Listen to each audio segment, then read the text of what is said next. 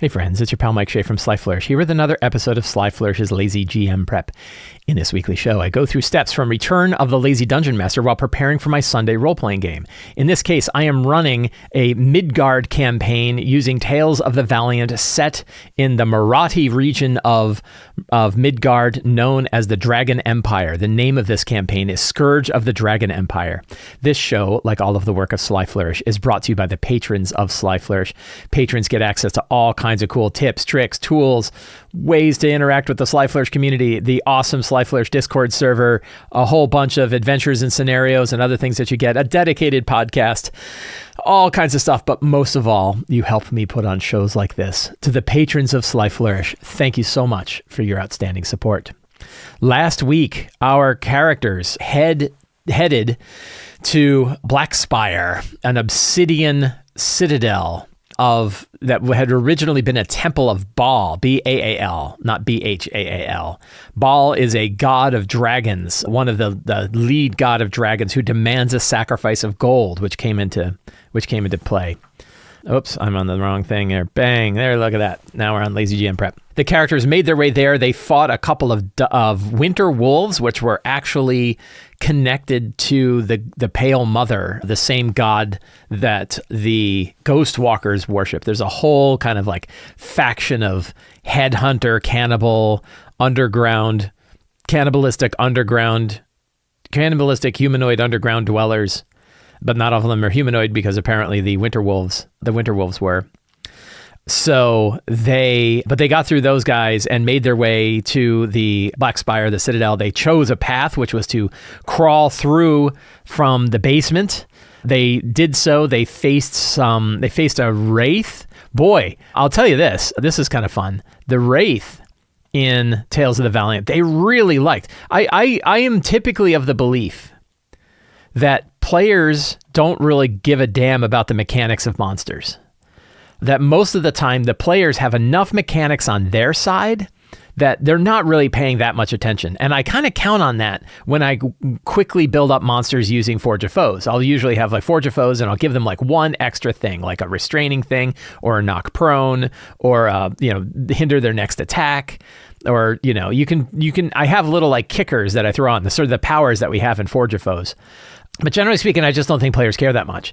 Boy, did they really pay attention to the Wraith. The Wraith does a lot of different things. And a lot of the Tales of the Valiant monsters do this. They noticed, and I noticed, the Winter Wolf with the nose boop, right? Let's take a look at the Winter Wolf and its nose boop. I think they're under animals. I'm pretty sure. No, so the Winter Wolf is under its own heading. So the Winter Wolf, which I ran the session before, has a bonus action called Freezing Nose. The Winter Wolf touches its nose to a creature that it can see within 5 feet. The target must succeed a DC 13 con save or one of the following parts of its body. Winter Wolf's choice is encased in ice for 1 minute. The target can repeat the save at the end of its turns, ending the effect. If it takes fire damage, it has advantage on the next save. Body, the target has disadvantage on con saves and is vulnerable to the first instance of cold damage it takes each turn. Head, the target can't breathe or speak. Lower limb, the target's speed is reduced to 0. Upper limb, the target has disadvantage on weapon attack rolls made with that limb. But it boops it with its nose. That was really very funny, right? So more so than like the standard Winter Wolf, it had this sort of fun other thing too. Now, a trick with this is if you look at, I think a lot of the Tales of Valiant monsters all have a lot of these extra things. The truth is you could pretty much ignore the bonus action and the monster would still run just fine, right? It's a fun little feature, but if you decide you're running a bunch of Winter Wolves and you don't want to do a bunch of nose boop actions, you can just skip it and you'd be fine. The Wraith, so we all laughed about the nose booping, which is fun, it's fine. The Wraith, they were not laughing. They were quite scared. So the Wraith is CR5, 85 hit points. What's 5 times 20? So, a little less than its normal and vulnerable to radiant damage. This mattered a lot because we had one player who was able to convert his damage into radiant. And when he hit, he crit. And he did like 70 damage to it in one hit. It was he almost killed the Wraith in one hit. Now, the Wraith had already done a bunch of stuff, so it was okay. But I might have beefed up his hit points if I knew that it was going to take radiant damage, because its hit points are already a little low for CR5, and it has vulnerability to radiant damage, which means it's going to drop. But it's resistant to almost everything else. Incorporeal movement, sunlight sensitivity, undead nature, undead resilience. I'm not sure that I like the undead resilience being separate from its immunity and resistances. Right? They take a whole extra line for it, and I don't know that it needs it. 2 life drain attacks, +7 to hit, which is pretty high for CR5. Right, I think it would be 6. Yeah, my lazy quick stat thing would say it's 6, but 7's fine. +7 to hit, 18 necrotic damage, DC 15 or its hit point maximum reduced by the amount of damage taken. That's a lot of hit point reduction. 36 damage that could be hit point that could reduce their hit points if they fail their saves. Really, really brutal. They create a specter if they kill somebody. And then they have Trail of Death that moves up to 30 feet in a straight line, distance not reduced by moving through creatures, and it does not provoke opportunity attacks. First time it enters a creature's space during this move, the creature must succeed a DC 15 Dex save or be afflicted with Wasting Doom. While affected with Wasting Doom, the creature takes 3 necrotic damage at the start of each of its turn. Wasting Doom ends if a creature starts its turn in sunlight or regains hit points. So that's pretty devastating. Unravel Life. When a creature the Wraith can see within 30 feet of it that isn't a construct or undead regains hit points, the Wraith can corrupt the healing energies, halving the amount of healing it receives. So those are like 3 major things it does. Big, beefy attacks that drain hit points. Trail of Death, so it can zip around and it recharge 4 to 6, so probably do it 1 to 2 times a battle. And then Unravel Life, you reduce the amount of healing done. Really effective, very strong monster. The radiant damage is the big thing, and I would probably throw some extra hit points its way. But we really like this. So they face the Wraith. So here is the map of the area that they are using or that they're doing. And I wrote a bunch of notes on it, but they're upstairs. I'm not going all the way upstairs to get it. So they came in through the crypts. They managed to avoid some skeletons. They got over a glyph that essentially prevented... It was a radiant glyph that was essentially intended to like keep the undead under control. They heard water flowing, and they did find the big well in that lower left area. And that well was a trick. This was I wanted to give them different ways to destroy all the gold they're about to get. And they found this big well. They didn't really say, we could use that to dump gold, but they did find the well, and they saw that the well does indeed lead down deep underground and very likely to the realm of the Ghost Walkers, so they don't like that. Then they went into this sort of hexagonal chamber, and that's where they faced the Wraith plus a couple of wights. That was a good, strong fight. They found a lot of risk. Then I extended this hallway a little bit, the secret hallway, and then they found the secret door that entered this other chamber. They broke in. They faced 2 guards that were guarding the vault. The vault is to the right. They saw that it is impractical and deadly to try to get into the vault without having any sort of key. They almost considered trying it because I was like, a 20 could do it, but you also die. And they're like, I don't know, I got to put my character's life on a 5% chance. They faced another guard who came running out in his underoos, who was sleeping in the chamber to the left. So they basically have a rotation of like 3 guards that watch it, and then every so often some other guards came down. They then found out that what are they called? A Drake scale, a spell scale vassal, which is a monster that I wrote for the Monster Vault 2 coming out soon, or coming out sometime. I don't know when it's coming out. But I wrote a monster for it called the Spell Scale Vassal, and I wanted to run that guy because I talked to I mentioned this when I was on the Kobold Press show talking about it, that I wanted a monster that I could use in my own game, and I needed a like high power sort of knight that served the Morza of Midgard. And there is one of these things here. They are CR8s, I think. They're pretty beefy. So it's a CR8 Spell Scale Vassal. So they know the Spell Scale Vassal is going to come down here, and they're setting up an ambush. And we ended our game with them preparing to ambush the Spell Scale Vassal, whose name is Graymist. Graymist comes down to check on the vault pretty periodically. And so they're kind of dressed up as the guards. They interrogated one guard who was like, A, you guys are so screwed, and B, I'm screwed too. And it was a fun sort of role play scene where like the guard is like, look, this vault is super critical to the Dragon Empire. Do you think that if anything goes wrong with it, that my life isn't forfeit? And they're like, well, you can run. Like, it's the best chance you got. Well, we'll give you a haircut. Go meet the Blue Barbers. Try to get into the Shadow Roads. Meet the Blue Barbers and hang out with them. So I could probably bring that character back as a member of the Blue Barbers. She's like a mercenary of the Blue Barbers. I'll probably have her escape. So I could even roll and decide, like, was she killed by the glyph? Or did she get eaten by Ghostwalkers? Or did she make it to the Blue Barbers? Or is she executed by the Dragon Empire? She has a rough go, that guard that they interrogated. So they interrogated her. They're dressing up as the guards. They're waiting to ambush the Spellscale vassal, and that is where our game is going to begin. So let us get started with actually doing the prep. We will jump over to my Obsidian window here, and we will go to campaigns, Dragon Empire, and session notes. And I'll create a new note from template. I am using Obsidian to do my campaign prep these days. And this is Dragon Empire template. So let's see. Who do we not have? I know Emmert is not there today. Yeah, I think as far as I know, we've got 6 characters. So the Drake Park regulators are the characters' names. Then the rogue. So what might the rogue know? There's a fair bit of chaos to be had in this citadel. Denzia is a ranger. What could the ranger know of the situation that's going on here? Gaudenzia has seen Graymist before in Ibelin's service.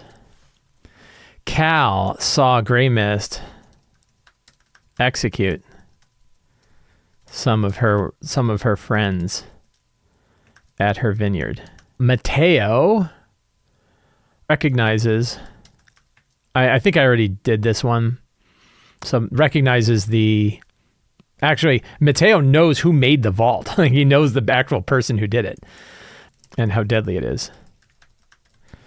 Rowan recognizes how devastating losing the money will be to the northwestern, to the what's the mountain range called?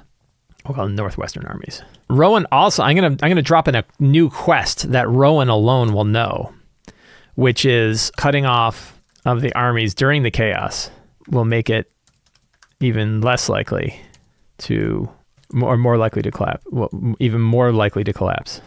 Tolstoy, who has now replaced one of his eyes with an eye that can cast disintegration once. What could Tolstoy know? Tolstoy's got, Baal is angry that he hasn't been fed gold in a long while. All right, so I got some fun connectors between the characters and the story that we've got going on. Preparations for Graymist is the strong start. Graymist is coming. Graymist arrives. Chaos at Blackspire is the next scene. Then there is, I'm going to bring up the notes from last time because it's got names of people. Oh, I forgot about Death Sting. Death Sting is a wyvern that is flying around somewhere. Sunray, the young copper, the vaults of Blackspire, and what to do with the gold.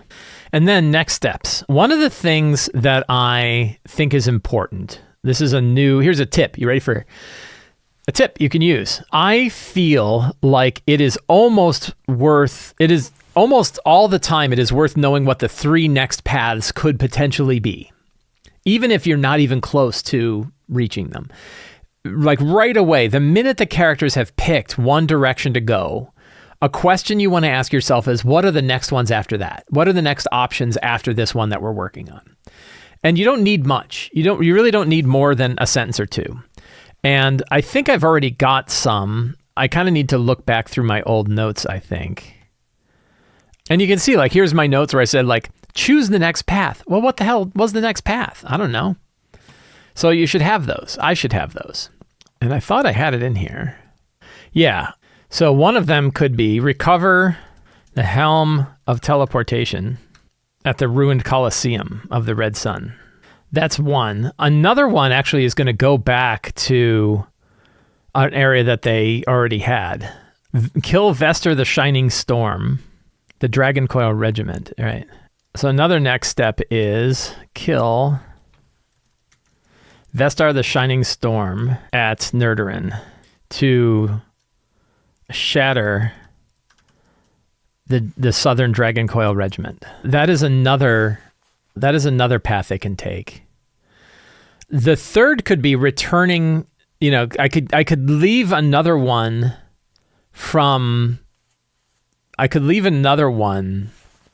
about Adisha. Recruit, so the next step could be recruit the Dragon Hunters of Mott at the ancient statue of Mott outside Sayaz and Sarkland, right? So now I've got three paths that they can, 3 choices. I don't know that we will even get to the point where they have to make this choice, but I want to have them in hand early. I can always change them. They're a little like secrets and clues. I can decide that there's new paths that they can take because a couple of these are pretty far away. 2 of these have to do with Adisha.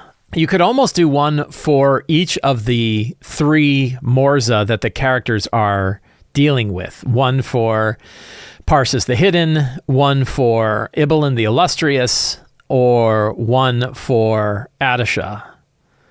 That's not a bad idea. But I'm gonna stick with these for the time being, because time is short and prep time is short, and I can always change my mind later. Meanwhile, we want to focus on what they're doing right now, which is the infiltration. So secrets and clues. We probably, I think, in the last one we talked about like what they had. I no longer need to worry about the wights and the creatures below. In my monsters section, I'm going to drop in. There are veterans and spies of Parsis. We'll probably cut that back down. There are 3 veterans and spies of Parsis who operate with the troops of Ibelin. Ibelin was given authority over the treasure vault, of Blackspire, on behalf of Adisha and Parsis. So there were 6 veterans, they've killed them. So there are 3 remaining veterans, 6 scouts, 24 soldiers of Ibelin, but they're also they're doing, and 2 knights. They're doing different things, so they're not always necessarily around. About 24 guards, 3 remaining veterans, 2 knights, and the wyvern, along with, what's his name? Sunray. The furnace, known as the Maw of Baal, used to serve as a place to sacrifice gold to the dragon god. It hasn't been used in a long while, and Baal is angry. Several priests of Baal worship at the altar, but Baal considers them heretics because they never give him gold. That's fun. Let's look at our other secrets and clues and see what I used last time. This would be on the 6th. Shadow Road lies between Nerderin and Ashadark of the Scholar's Path, heavily guarded and watched by agents of both Parsis and Ibelin. I think that is probably good. That's a good secret. Scholar's Path is used to transfer gold between Ashadar and Nerderin. That's useful. Ibelin the Illustrious is heavily engaged in the current holdings of Crypteron and Rumela, taken from the 7 Cities. Battles have been costly. I like to keep that because I always forget the names of those places. So those are good. The other 6 Morza fund their own armies, yes. The expansion of the Dragon Empire has stretched the Empire thin, yes, they knew that. Baal, Lord of Fire, Master of Noble Sacrifice, King of all Dragons, blah, blah, blah, blah, blah. Priests wear gold, red, gold, black, and orange. Blackspire has always been a shrine to Baal. Baal following knights were interred below, yep. The Baal worshipping wraith hates no sacrifice has been given to Baal. A well exists to keep those, yeah. Sunray holds the vault key. So I think they know all these other secrets, leaving me 1, 2, 3, 4, 5, 6, 7, 8. So I got 2 more secrets. Let's keep those handy and we will figure that out. I think so. One question I have as far as a fantastic location is concerned is what is the anchor near here? And is it around the keep? Is there a section of the keep that has a doorway or a gateway to the Scholar's Path? There could be like a switchback path behind Blackspire leads to, and this is actually a secret, right? And let's have a monument. We will go to the Sly Flourish random generator, which, by the way, is a feature that patrons of Sly Flourish get access to. A crumbling, let's see, so an ancient emerald throne. That's pretty cool. What if it was a golden throne to Baal that serves as a doorway to the Scholar's Path? And I think, the Shadow Road called the Scholar's Path is right there. And who guards it? It could be golems guard it? I have a feeling, let's see, let's look at golems. Let's look at clay golems. Clay golems are CR9. The characters they'll be 6th level when they get that. So that gives them a maximum CR of 9. We could do 2 of these guys. 2 clay golems, right? How about this? That's good. I don't think I need a fantastic location section, so I'm going to kind of dump that. I want to have a spy, so I'm jumping to NPCs. And I want a Parsis spy that maybe the characters deal with. Kali Crow Chaser. That's kind of fun. And she is an elven spy of Parsis, known to Amavin. That would be a fun NPC. I don't know that I need any other NPCs. I sure wish I remembered the name of the guard that they saved last time. But we'll just have the one NPC, and it can kind of drop her in anywhere.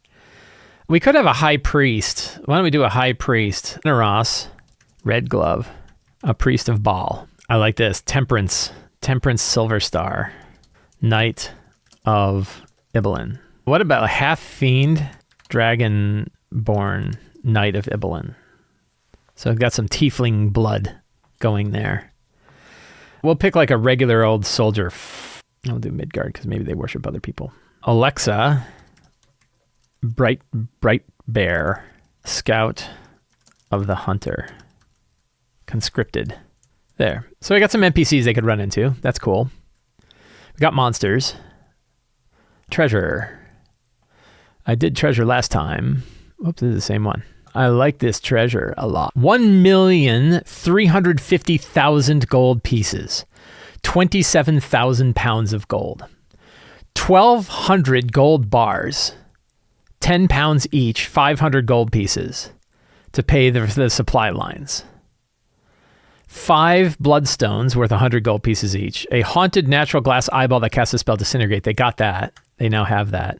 The draconic beast buckle, a potion of clairvoyance, a potion of healing. We'll do a greater healing. A feathered bird token. I think they got the bird token too. They did get that. And the desert falcon, a +1 magic crossbow of Horus the Sky Lord that can cast the spell Fly once a day. That is a good pile of treasure. This is pretty funny because I'm kind of done, right? Like the nice thing is I did my prep well enough last time. So the big question I have, so then so I have my map and I have sort of the locations that they can go. I wrote little names down on each of these locations. I just left it upstairs, so we're not going to look at it. But a big upper section, I did show the entire map to them and tell them where everything was because they talked to somebody who told them what was where. So they know where to go.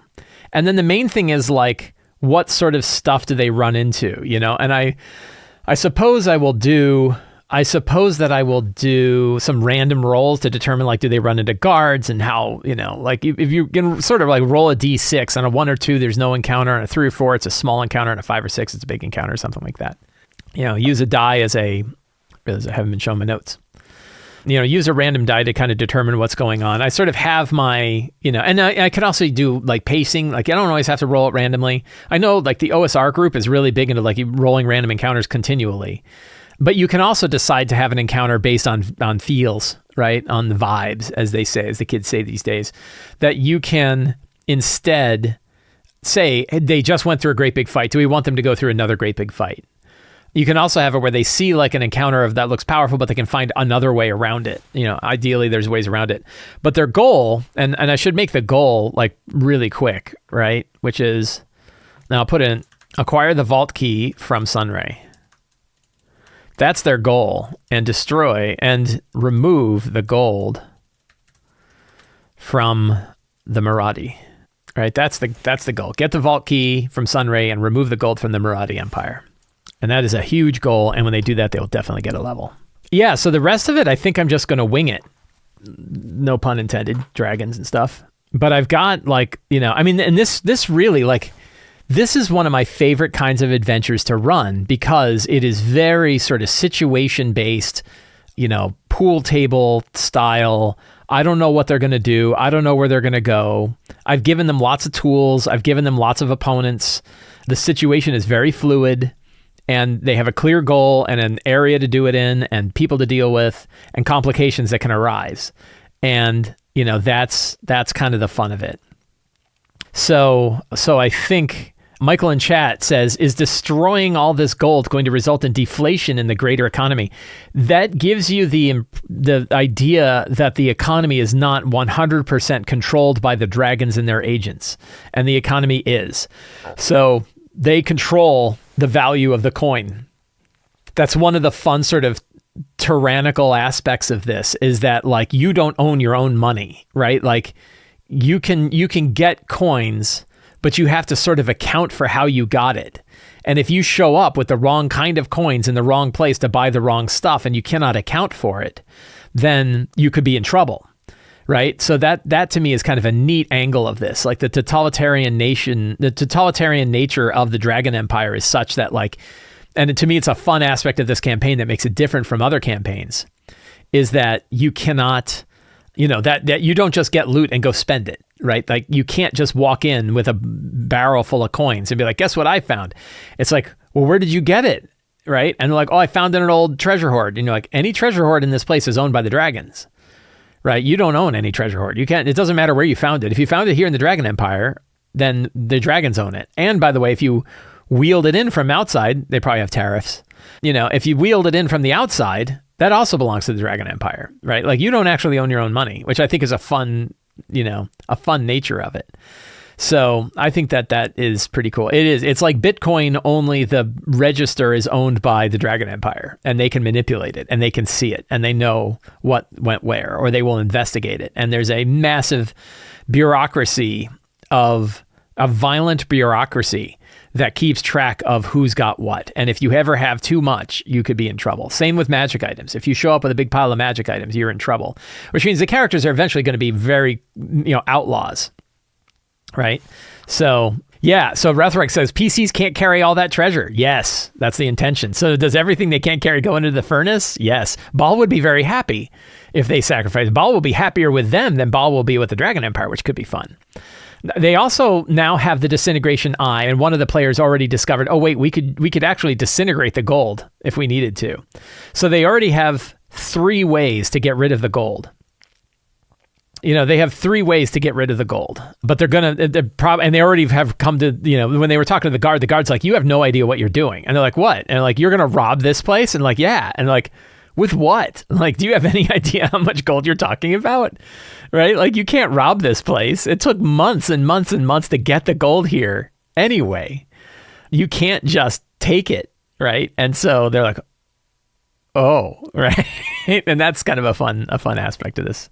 So it's going to be a very fun session. I'm going to print, let's see, export to PDF. This will easily fit on one page. I'm going to try 90% downscaling. And look at that. 90% downscaling fits perfectly on one page. I'm going to print that out. So I've got it for my Trapper Keeper, my D&D Trapper Keeper.